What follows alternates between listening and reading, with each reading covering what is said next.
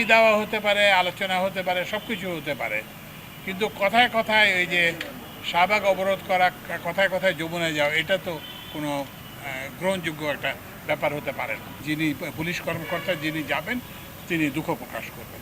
তো এইটুকুই আমাদের পক্ষে করা সম্ভব ছিল এবং আমরা সেটা করেছি। এবং এই যে নোটিফিকেশন যেটা হয়ে গেছে, আমরা খুব শীঘ্রই আমরা বসবো।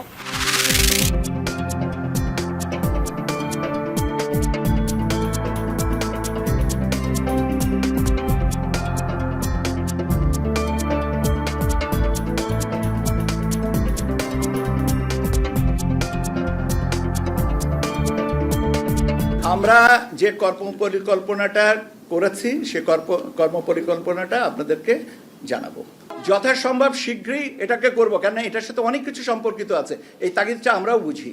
যে মতামত যেটা পেয়েছি সেগুলো আমরা লিপিবদ্ধ করেছি এবং লিপিবদ্ধ করে এখন আমরা পর্যালোচনা করে যত সম্ভব শীঘ্রই আমরা চূড়ান্ত তালিকাটা প্রকাশ করব। এই এক বছরের মধ্যে যদি আমরা সেই পরিস্থিতির যদি আমরা পরিবর্তন আনতে না পারি তাহলে কিভাবে কি হবে? এইসব ঝামেলাগুলি এগিয়ে যেতে পারতো যদি 3 মাসের মধ্যেই নির্বাচনটা করতে পারতো।